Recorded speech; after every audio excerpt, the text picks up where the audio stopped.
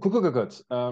Si je t'ai convoqué une fois de plus, c'est pour continuer ma causerie autour des bandes dessinées, autour des œuvres d'art visuel que j'ai découvertes il y a peu, et notamment Coq de combat. Coq de combat, tu vois pas bien, il y a du soleil. C'est un coup de poing dans la figure. C'est Kafka qui disait que la littérature se devait de frapper dans la mâchoire le lecteur. Je ne sais plus s'il employait le terme frapper ou hacher menu, quelque chose d'assez brutal comme ça, en référence à la littérature et à l'effet qu'elle devait avoir sur toi. Je suis complètement d'accord avec lui. Alors, dans le cas de Coq de combat, on est dans l'immoralité la plus totale, en tout cas au départ, puisque Ryo Narushima, le héros, est un parricide. Il a tué ses parents. Je te l'avais dit la fois dernière, hein, c'est le mythe de l'infanticide inversé. Ce n'est pas Chronos qui veut bouffer son enfant, non, c'est l'enfant qui veut bouffer Chronos. C'est Ryo qui veut bouffer ses parents, les tuer à coups de couteau. Voilà, c'est dit. C'est tout à fait infâme et la justice des êtres humains va le punir pour son crime. Fort heureusement, il va payer pour ses crimes et en maison de correction, il subira les affres les plus odieux. Euh, oui, concrètement, voilà, il va se faire démonter, il va se faire saccager dans tous les sens du terme en maison de correction. Il va en sortir et à partir de là, s'adonner à la pratique des arts martiaux de façon très peu orthodoxe. Ok, c'est un tigre, c'est un fauve. Euh, Tous les coups seront permis en ce qui le concerne, tu vois. Il ne recule devant rien, Ryo Narushima. Il est habité par l'esprit de combat. On peut pas dire qu'il soit habité par l'esprit de revanche, si tu veux. C'est plutôt à ses parents de se venger. Et d'ailleurs, ses parents le hantent très quotidiennement. Mais si tu veux, il a cette espèce de rage de se battre qui lui vient d'une zone mystérieuse de sa vie, en l'occurrence son enfance, sa petite enfance. Il vient d'un milieu très privilégié, mais malgré cela, il étouffait. Le gosse étouffait aux côtés de ses parents, aux côtés de ses vieux, comme on dit. Ça n'est pas une raison pour leur ôter la vie, on est bien d'accord. Mais si tu veux, il n'en pouvait plus. Moi, j'y vois une espèce de critique déguisée, plus ou moins déguisée, d'un système éducationnel, tu vois, notamment le système éducationnel japonais. Euh, la rigueur de ce système, la pression que peuvent subir les jeunes gens est assez violente, de ce que l'on en sait. Encore une fois, je ne veux pas jouer les experts, je te dis ce que j'ai pu lire autour de l'œuvre euh, relativement à l'éducation des gamins et à la pression systémique qui leur est imposée le plus souvent. Donc voilà, ce gamin-là en est l'exemple le plus tragique. Il étouffe et en maison de correction, on continue de l'étouffer. Il va se faire démonter, saccager dans tous les sens. Je te passe les détails. Et puis il va en sortir et vouer toute son existence à la pratique des arts martiaux. Il apprend les arts martiaux en tôle par le truchement d'un maître scélérat, je t'en parlerai plus tard, Kenji Kurokawa, et grâce ou à cause de, à savoir Kenji Kurokawa, il devient une bête de combat. Tu vois. Il est petit à la base, hein, c'est un mec qui fait 1,72 m, il est, chétif, mais il va se construire un corps, un organisme et surtout une volonté au-delà du possible. Bon, tu t'imagines ce que c'est, hein, que la rigueur des arts martiaux, mais alors là, c'est poussé à l'extrême. Si tu veux, la question qui se pose est la suivante. La justice des êtres humains a puni cet enfant pour ce qu'il a fait. Sera-t-il puni par la justice supérieure, si tant est que la justice supérieure existe? C'est-à-dire qu'à chaque fois que tu le vois s'opposer à quelqu'un, quelqu'un notamment de vertueux, s'il va rencontrer des adversaires vertueux, tel Naoto Sugawara, je reviendrai sur le cas de Naoto Sugawara, son grand rival, eh bien tu te dis, bon là c'est fini pour lui, c'est fini pour le Rio, il va clamser la gueule dans le caniveau si tu veux, et il l'aura bien mérité. C'est un salopard, hein, tous les coups sont permis, c'est-à-dire quand il se bat, il n'hésite pas à crever les yeux, à arracher les doigts, à coups de dents, à taper là où ça fait mal, à taper dans le dos, à frapper les parties intimes. Il a aucune limite, si tu veux, d'accord?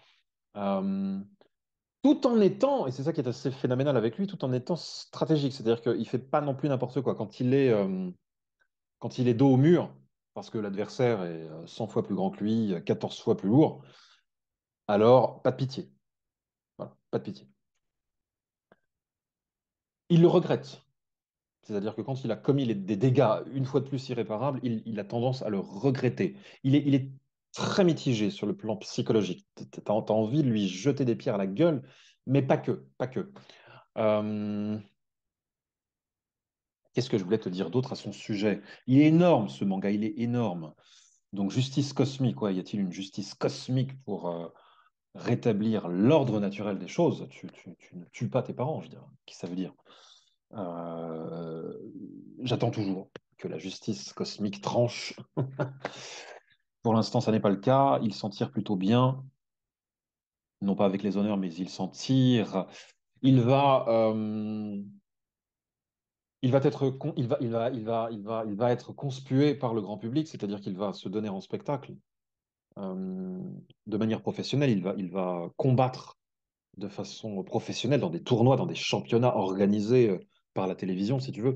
Et quand les gens vont savoir qui il est, à savoir cet enfant, cet adolescent X, comme on les appelle au Japon, cet adolescent parricide, il va se faire laminer la gueule par l'opinion publique, si tu veux. Mais vaille que vaille, il se montre. Tu vois, il se montre, il combat, il tente de gagner sa vie en combattant.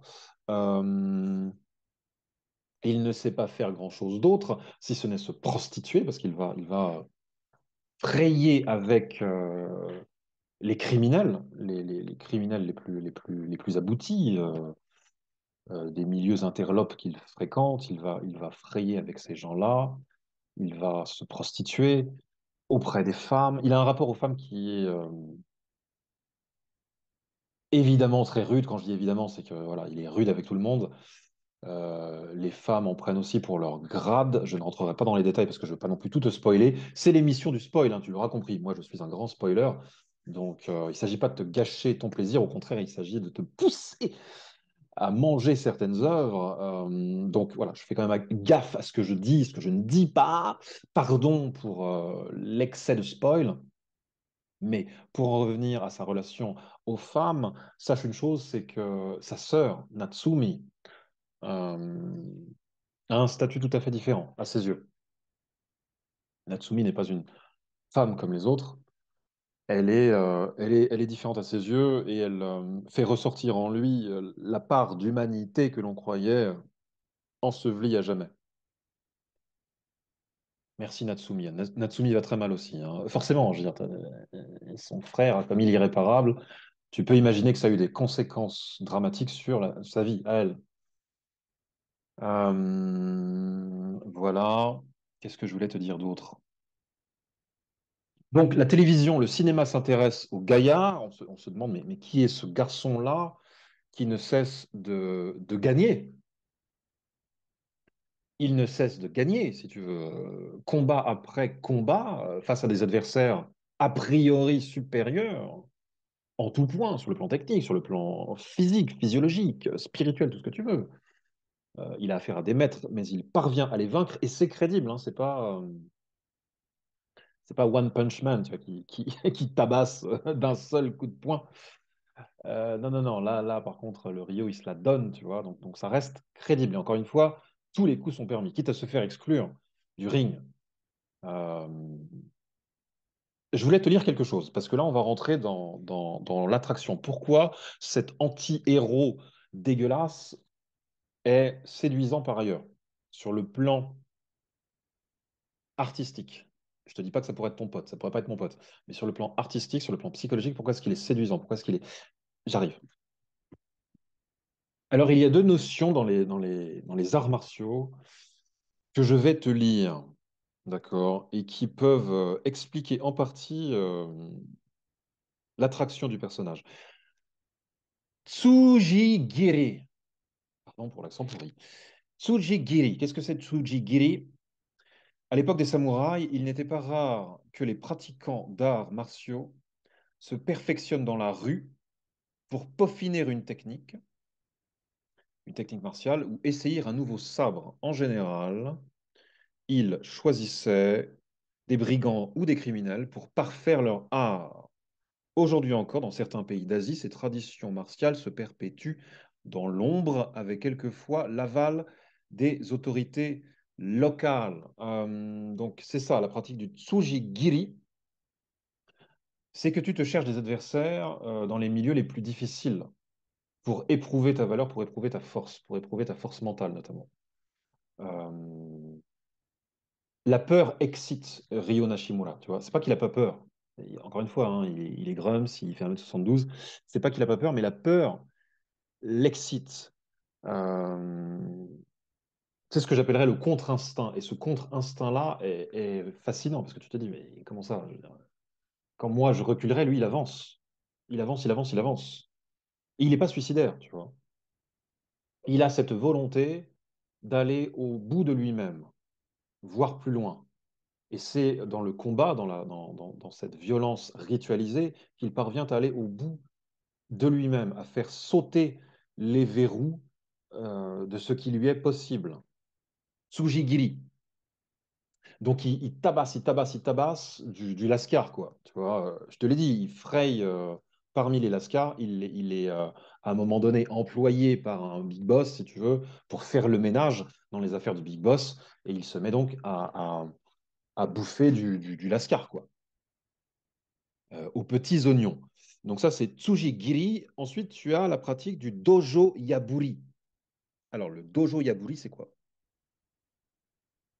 Lorsqu'il avait assimilé toutes les techniques que pouvait lui enseigner son école, le pratiquant d'un art martial se rendait au dojo, lieu d'entraînement, d'une autre école pour se battre avec son meilleur disciple. S'il perdait le combat, il demandait alors d'intégrer immédiatement ce dojo. En cas de victoire, il brisait l'enseigne de l'école. Ok. Donc là, on rentre dans la dialectique de sa relation à Naoto Sugawara. Est-ce que je brille là? J'ai l'impression que je brille. On s'en fout. Tu m'entends? C'est l'essentiel. Puis tu vois mes rayures. Naoto Sugawara, c'est qui? Sugawara. Sugawara. Naoto Sugawara. C'est son plus grand rival devant l'Éternel. Concrètement, Naoto incarne le bien, incarne la vertu. C'est le pratiquant des arts martiaux le plus vertueux de la place publique, si tu veux. Un véritable héros, un chevalier blanc. Il est spirituel, il est droit dans ses bottes, il est d'une maîtrise de son corps et de son esprit quasi absolue. C'est un jeune homme, hein, il est pas bien vieux, mais voilà, il représente tout ce que n'est pas Ryo Narushima. Naoto aimait beaucoup son papa. Quand son papa a trouvé la mort, avant même qu'il ne trouve la mort, il s'en est occupé alors qu'il était très jeune. Il a veillé sur son papa. Et puis ensuite, il a dû se débrouiller une fois que son papa est parti. Voilà. Ryo, lui, il a tué son père.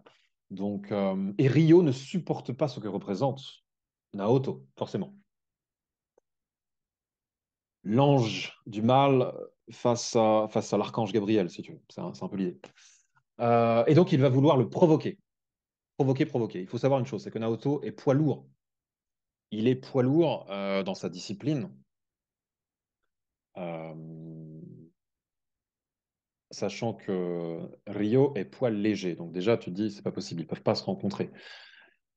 Je ne te dis pas ce que Ryo va faire pour rendre cette rencontre possible. Il va faire quelque chose d'absolument écœurant pour rendre cette rencontre possible. Et grand public, hein. Il veut que ce soit filmé, voilà, il veut participer à un championnat et rencontrer Naoto en finale de ce championnat de kickboxing. Alors, si tu veux, au départ, Naoto et Ryo, je te l'ai dit 100 fois, sont des adeptes du karaté. Non, je te l'ai pas dit ça. Je t'ai dit arts martiaux, mais voilà, je précise, ce sont des adeptes du karaté. Sauf qu'à un moment donné, ils vont bifurquer vers la voie du kickboxing. Ok. Et ils vont s'affronter sur le ring une fois que Ryo aura obtenu gain de cause, qu'il aura réussi à atteindre son objectif qui est de combattre Naoto, ils vont se retrouver sur un ring de kickboxing face à des millions de téléspectateurs, des milliers de spectateurs, et tout le monde va huer Ryo. Mais qu'est-ce qu'il fait là, ce salopard? Mais que Naoto le tue? Mais non, il n'a pas le droit d'être là. Il nous fait honte. C'est une maladie, c'est un cancer. Il nous fait honte. Pourquoi est-il là? C'est pire qu'un délinquant. Et l'autre, si tu veux, il provoque le public, quoi. Il leur tire la langue, il est là avec ses cheveux décolorés. Il aura beaucoup de look, Rio, mais notamment des cheveux complètement décolorés à un moment donné. Et là, il dit, ouais, vas-y, continuez, continuez, huez-moi, qu'est-ce que j'en ai à foutre. Et, euh, et il va se battre, il va se battre. Et alors là, le combat épique.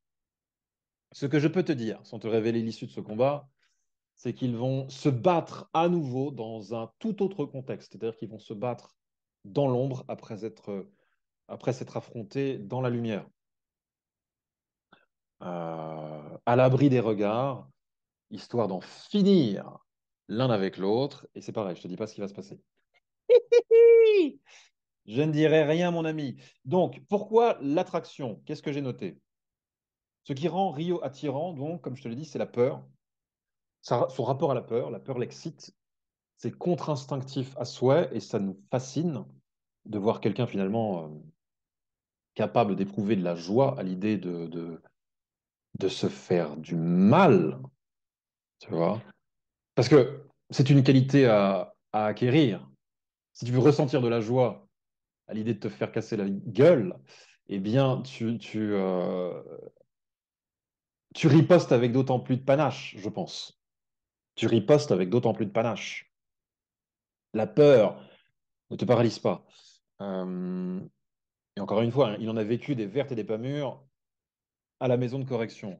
Donc ça, c'est une chose. D'ailleurs, il le dit à un moment donné à Sugawara. Il lui dit, hé, hé, Sugawara, tu me fous la trouille. J'en ai des décharges d'adrénaline. Voilà ce qu'il lui dit. Ce qui le rend attirant, deuxièmement, les dégâts subis en maison de correction. En maison de correction, il a 16 ans et ses tortionnaires font office de méchants, si tu veux, forcément, de vilains. Lui, qui était vilain à l'origine, avant d'entrer en maison de correction, devient la victime de mecs plus âgés, plus baraqués, etc. Donc à ce moment-là, forcément, ton cœur balance. Tu te dis, mais c'est un putain de salopard, mais en même temps, il se fait démonter la gueule et pas que la gueule. C'est chaud, tu vois, c'est très chaud. Donc ton cœur ne cesse comme un pendule, quoi, ne cesse de balancer. Donc ces dégâts-là qu'il subit le rendent humain, d'une certaine manière. Et enfin, les efforts incommensurables qu'il fournit dans le domaine des arts martiaux, c'est-à-dire que rien ne l'arrête, encore une fois. L'idée, c'est de repousser les limites qui sont les siennes. C'est de réduire l'écart entre l'ignorance et la maîtrise du potentiel, tu vois. J'ai une tête chelou, je pense, avec le soleil, mais c'est pas grave. J'assume. Et en réduisant l'écart entre l'ignorance de base et la maîtrise du potentiel, euh, tu parviens à l'explosion de la personnalité, je crois. Oui, c'est ça. L'explosion d'une personnalité. Parce qu'il change au travers de cet arc monumental et monstrueux, il change malgré tout. Il va émigrer en Chine, par exemple, et puis étudier les arts martiaux auprès d'un maître chinois. Il n'a aucun respect au départ pour les vieux, comme il les appelle. Donc, il lui parle n'importe comment au maître. Tu vois, tu as envie de lui foutre des tartes dans la figure. Comme ça, tu parles n'importe comment à ton maître. Il est bien sympa de t'accueillir chez lui, là-haut dans les montagnes de Chine. Mais le maître sent quelque chose, il sent une puissance et il lui enseigne comment maîtriser le chi, tu sais, l'énergie organique, quoi, comment maîtriser le chi, comment faire jaillir, faire exploser. Tu vois, on en revient à la notion d'explosion de la personnalité, comment faire exploser le chi. Et le gamin apprend, tu vois. C'est une tête brûlée, mais en même temps, et ça aussi c'est fascinant, il écoute ce qu'on lui dit. Il fait mine comme ça d'être une racaille, mais il écoute ce qu'on lui dit. Il intègre ce qu'on lui dit pour lui permettre de progresser. Tu vois? C'est énorme. Ah ouais, il a écouté du Brahms quand il était gamin. Alors, avant de devenir un grand salopard devant l'Éternel, il a écouté et pratiqué le violon. Beaucoup. Il était fan de Brahms. Et parfois, il le mentionne très peu, mais ça arrive qu'il le mentionne. Tu vois, sonate pour violon et piano en ré mineur, n'est-ce pas? Il est, à un moment donné, juste avant de se taper avec Naoto, il sifflote un air de Brahms, tu vois. Euh, il est là avec ses cheveux de punk et il sifflote du Brahms. Magnifique. Et puis, là où j'en suis, si tu veux, il disparaît. Il disparaît complètement. Il disparaît de la circulation. Et attends, bouge pas. Oui, donc je te disais, ouais, ça va, tu me vois mieux, c'est mieux comme ça. Ouais, super. Il disparaît de la circulation, là où j'en suis, c'est-à-dire à la moitié du chemin. Euh, et apparaît le personnage de Toma Takahara. Toma Takahara, alors c'est pire encore que Naoto. Enfin, pire. Pourquoi pire? Mieux. C'est mieux encore que Naoto. Naoto, c'était l'archange Gabriel, je te l'ai dit. Et Thomas, c'est Dieu. Je ne sais pas. Ce gamin-là, il est incroyable. A priori, hein, je ne le connais pas très bien puisque je viens de faire sa rencontre. C'est un danseur classique, un danseur de ballet. Il est beau comme un ange, il est gracieux comme personne, il a un succès phénoménal dans le milieu de la danse classique. Et puis, à un moment donné, euh, survient dans sa vie Rio. Je te dis pas comment la rencontre entre les deux personnages opposés s'effectue, mais j'ai le sentiment que Thomas va avoir une influence sur Rio, à moins que ce soit Rio qui ait une influence sur Thomas. D'ailleurs, d'une certaine manière, je dirais que c'est, pour l'instant en tout cas, c'est Rio qui a une influence sur Thomas, puisque Thomas, attention, je spoil, t'es prêt? Je vais spoiler là. Non, je vais pas spoiler. Non, déjà, j'en ai beaucoup dit, hein. On va s'arrêter là. J'en ai beaucoup dit. Thomas, ouais, c'est l'ami rêvé, quoi. C'est l'ami rêvé. Il a aussi une enfance à la con, mais malgré ça, il a le sourire, il est incroyable, il est apaisant. Il va voir les pires racailles des bas-fonds tokyoïtes et les mecs le regardent genre, mais d'où sort cet ange? Euh, T'as très peur pour lui parce que tu dis, mais lui, hein, il va finir par se faire démonter la gueule à vouloir frayer avec les cocos là. Mais pour l'instant, il tient bon, il tient le choc. Donc ça, c'est coq de combat. Ok, je t'en ai beaucoup dit à ce sujet. Je vais peut-être me la fermer là pour l'instant. En ce qui concerne coq de combat, attends, j'ai pas fini. J'ai pas fini de te causer. Mon mari dort dans le congélateur. Alors oui, ça c'est un autre manga que j'ai lu là tout récemment, en 2 volumes, très très court. C'est l'histoire d'une femme maltraitée par son mari, battue par son mari, qui décide de tuer cette infâme personne qu'est son mari. Et donc elle passe à l'acte, elle le tue, et le lendemain, le mec revient dans sa vie. En fait, le mec, a priori, d'ailleurs, c'est même pas qu'il revient, c'est qu'il il n'est jamais parti. Elle se lève après l'avoir tué, donc voilà. Ça se passe la nuit, elle le zigouille, elle cache le corps, forcément, et puis elle s'endort là-dessus, et quand elle se réveille au matin, le petit mari arrive dans la chambre à coucher. Bonjour ma chérie, comment vas-tu? En mode, il s'est rien passé. Donc elle se dit, mais c'est pas possible, j'ai rêvé, tu vois, comment ça il est là? Je viens de le tuer. Je l'ai foutu dans le congèle, putain, pourquoi il est là? Bah, il est là. Voilà. Donc je ne t'en dis pas plus. Il y a un twist, hein, sinon ce serait pas drôle. Ce qui est. C'est là où les artistes doués jouent sur les stéréotypes, les idées reçues, tu vois, ils prennent les idées reçues à contre-courant. Le mari, c'est ce qu'on appelle au Japon un bishonen. Les bishonen, ce sont des garçons aux traits fins, souvent très beaux, un peu comme Thomas Takahara dont je t'ai parlé tout à l'heure, le danseur classique, euh, quasiment androgyne. Tu sais, tu as le chevalier Andromède dans les Chevaliers du Zodiaque, voilà, c'est un Bishonen. Tu as Mike dans Tokyo Revengers, Bishonen. Beau comme une fille, comme on dirait en français. Tu as l'aspirant général Moten dans Kingdom, Bishonen.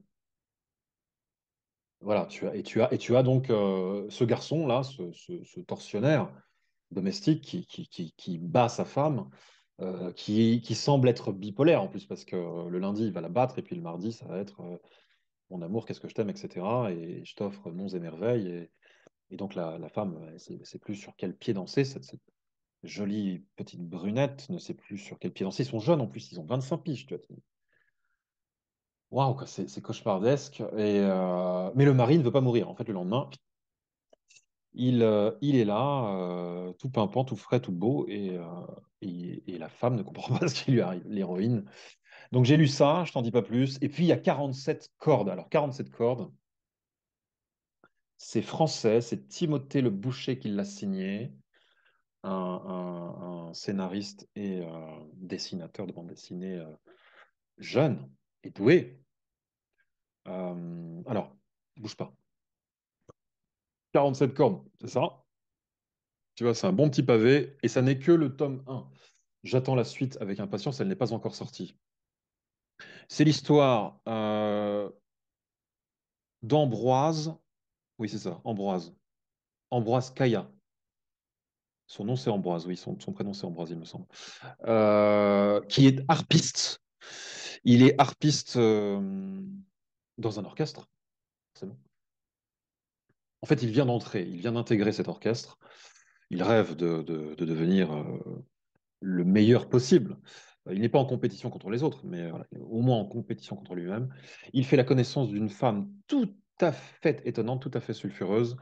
Nous savons, et je te le dis, mais c'est pas un spoil parce que tu le sais très vite, que cette femme qu'il va rencontrer est une entité surnaturelle.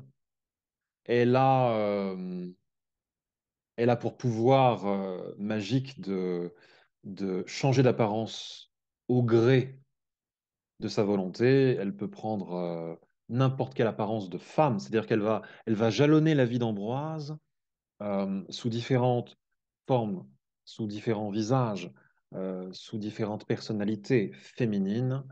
Et en définitive, elle va lui permettre d'élargir le champ des possibles, de sortir de sa zone de confort.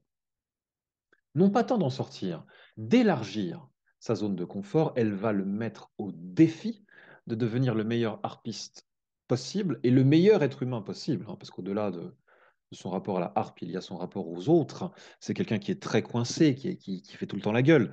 Il est plutôt beau gosse, tu vois, plutôt bien fait de sa personne, bronzé, tout ça, mais il fait tout le temps la gueule. Il a une sœur dont il est très proche, mais ça ne suffit pas à son bonheur. Bon, après, ils ont une enfance compliquée, mais si tu veux, voilà, il est un peu cloîtré comme ça en lui-même. Et cette femme, Francesca, d'ailleurs, la voici sous une de ses formes. C'est pas la forme que je préfère, même si elle est très séduisante ainsi, mais alors quand elle prend la forme de Francesca, Francesca la diva, puisque à un moment donné, voilà, il rencontre une diva, forcément, il opère dans le milieu, tu vois. Quand elle prend la forme, pardon, de la femme, Francesca, oh là là, elle est magnifique, elle est pulpeuse, elle est radieuse, elle est autoritaire, c'est la maîtresse femme par excellence. Elle est plus âgée que lui, en tout cas physiquement, elle fait plus âgée que lui, et elle va l'embarquer dans des aventures ésotériques. Elle va lui faire rencontrer des diables avec des têtes cheloues. C'est un mélange, c'est un croisement de Eyes Wide Shut de Kubrick avec le Carnaval de Venise. Il va rencontrer des personnalités sorties d'un monde totalement fantasque et effrayant. Et si tu veux, l'idée, encore une fois, c'est d'élargir la zone de confort. À un moment donné, elle lui dit, voilà, euh, pourquoi 47 cordes? Parce que je vais te mettre au défi de gagner une corde par défi. Je te lance un défi, et si tu remportes la victoire, je t'offre une corde. Voilà. C'est bien pour un harpiste, ça peut toujours servir. À un moment donné, elle lui demande juste comme ça, je te le dis entre nous, hein, tu le répètes pas, elle demande à Ambroise d'aller sur une place publique, comme ça, dans un centre commercial ou peu importe, un endroit, si tu veux, populeux, et de fixer les gens sans jamais baisser le regard. Tous les gens qui passent, tu vois, sans discrimination de genre, d'âge, de taille. Tu vois quelqu'un, tu le fixes, tu le fixes, tu le fixes, sans jamais baisser le regard. Il tombe sur une bande de racailles, parce que c'est mieux, tu vois. Et les racailles, voilà, lui pètent les dents. Mais il a relevé le défi, tu vois. C'est que des trucs comme ça. À un moment donné, elle lui dit, Francesca, ton défi, c'est de dire oui à tout. On te propose quelque chose, t'as pas envie de le faire, tu dis oui. Une invitation, on t'invite à boire, tes collègues de l'orchestre que t'aimes pas spécialement, encore une fois, parce que t'es comme ça, te proposent d'aller boire un verre après la répétition, tu dis oui. Oui, oui, oui, oui, oui, tu deviens monsieur oui, comme dans le film avec Jim Carrey. Monsieur oui, yes man, tu vois. Et, mais c'est truffé de fantastique. Tu vois? Là, je te le dis comme ça, mais c'est truffé de fantastique. La nana change elle est métamorphe, tu vois? Elle est envoûtante comme ça, et il est charmé. En fait, il tombe amoureux de Francesca, autant te le dire. Euh, mais il est aussi très épris d'une autre de ses incarnations, tu vois, sans se douter évidemment que c'est la même nana qui joue avec son esprit. En fait, ça me fait penser à la tradition celte qui veut que la femme représente la souveraineté, tu vois. Que le héros d'aventure passe par tout un tas d'épreuves avant de pouvoir ceindre la couronne sur son front. Et cette couronne, c'est la femme qui la lui dépose, tu vois, parce qu'il l'aura mérité. Je sais que chez les Celtes, c'était une croyance en vigueur. Et ça m'y fait penser, je ne sais pas si Timothée y a pensé. Tu y as pensé, Timothée? Bon, tu me diras plus tard. Mais voilà, femme souveraineté, femme souveraineté, elle est la souveraineté. Et le gamin, pas fini, si tu veux, se doit de sortir de sa zone de confort, ou plutôt de l'élargir. Je préfère le concept d'élargissement, extension du territoire, comme dans Jujutsu Kaisen. Extension du territoire. Euh, que ce soit cette œuvre-là ou celle-là, il est question d'autodiscipline, il est question de dépassement de soi, que des thèmes qui me sont chers, il est question de quoi d'autre? Bah voilà, c'est déjà pas mal. C'est déjà pas mal. Et ça, ouais, non, ça me fait plaisir. J'aime beaucoup ce genre de thématique, tu vois. Repousser les limites les limites de l'imaginable. Voilà, c'est ça. Les repousser. J'ai lu aussi Le Maître des crocodiles, un mec qui se venge du croco qu'a bouffé sa femme et son enfant à naître au large des îles, au large de Sumatra. Euh, C'était pas mal ça aussi. Les dessins sont chouettes, les crocodiles sont énormes, notamment celui qui bouffe la femme du protagoniste principal. C'est pas un spoil, hein, tu le sais très vite. C'est très très bien et c'est pareil, hein, le mec va devoir dépasser déjà le deuil et puis chercher alors à se venger, à affronter ses peurs, parce qu'un crocodile, je peux te dire que ça rigole pas. Et puis je t'en dis pas plus, les paysages sont merveilleux. Sumatra, je sais pas si tu connais, mais c'est merveilleux en termes de paysages. Le mec en plus, il est écolo à la base, le héros. Je sais pas comment il s'appelle, Léonard. Ouais, je crois que c'est Léonard. Il est écologiste. Il vient filmer dans la région un documentaire sur les tortues, les tortues menacées d'extinction, la faune, la flore, le corail. largement menacé d'extinction. Il cherche à informer les populations locales qui le toisent, mais qui disent, mais c'est quoi ce Français qui veut nous enseigner la vie? Cet écolo, pour qui se prend-il, tu vois? Et c'est vrai qu'il est un peu arrogant au départ, le Léonard, tu vois. C'est un peu monsieur, je sais tout. Puis voilà, le drame le rattrape. Et pour le coup, c'est un animal qui lui cause énormément de souffrance. Mais il y a un twist. Il y a un twist. Je te dis que c'est un animal qui cause la souffrance à un écologiste, mais il y a un twist. Voilà. Tu as intérêt à lire, hein. Tout ce que je viens de te dire, je vais t'interroger. Ok? Je serai sévère.